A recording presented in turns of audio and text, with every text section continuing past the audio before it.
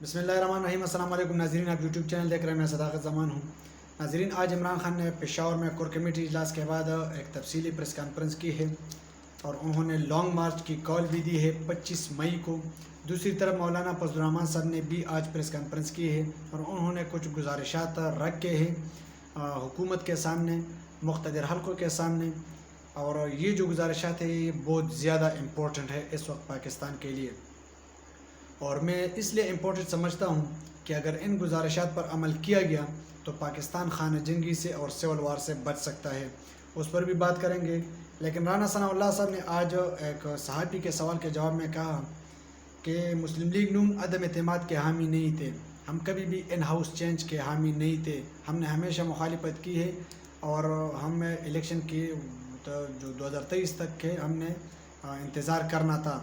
لیکن جب اپوزیشن نے فیصلہ کیا تو ہمیں مجبوراً ساتھ چلنا پڑا۔ دوسرے سوال کے جواب میں انہوں نے کہا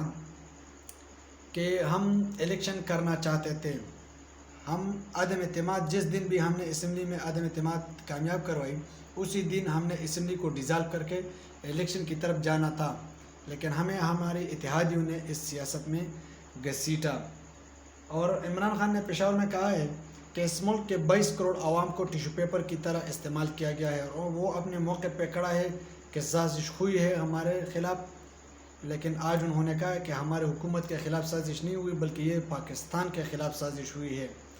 کیونکہ اس سازش میں یہ بھی تھا کہ آپ کے جو وزیر اعظم ہیں، یعنی پاکستان کے وزیر اعظم سابق وزیر اعظم عمران خان کے بارے میں انہوں نے کہا تھا،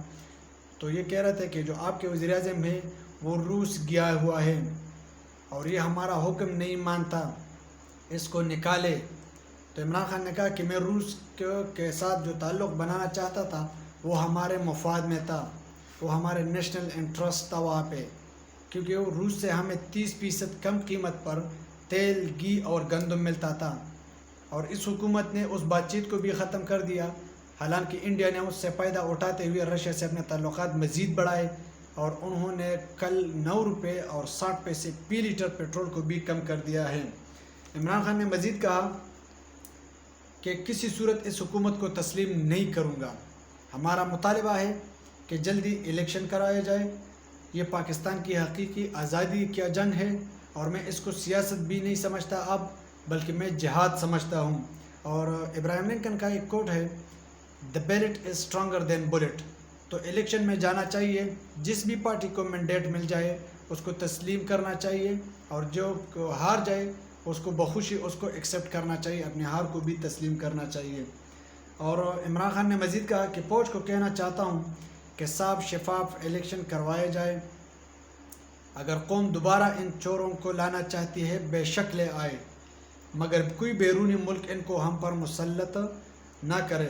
اسٹالن کا ایک کوٹ ہے، اگر آپ غور کریں تو پاکستان کی حالات اس وقت بالکل اس کوٹ کے مترادف ہے۔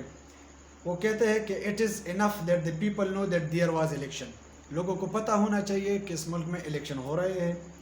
"The people who cast the vote decide nothing"، جو لوگ اپنا ووٹ دیتے ہیں وہ کوئی بھی فیصلہ نہیں کر سکتا۔ "But the people who counts the vote decide everything"، لیکن وہ لوگ بہت زیادہ میٹر کرتے ہیں جو ووٹ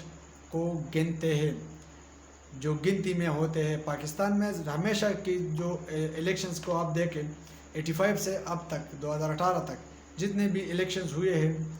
تو جو ڈیسیجنز ہیں وہ ووٹر کا نہیں ہے بلکہ ان لوگوں کا ہے ہو کاؤنٹس دا ووٹ، جو ووٹ کو کی گنتی جن کے ہاتھ میں ہوتی ہے، وہ جسے چاہے پرائم منسٹر بنا دیتے ہیں اور جسے چاہے اپوزیشن لیڈر بنا دیتے ہیں۔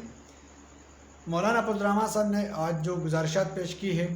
وہ بہت امپورٹنٹ ہے اور انہوں نے کہا ہے کہ ملک کے اس مشکل حالات میں جو کہ اب نازک صورتحال بن چکی ہے اور ہم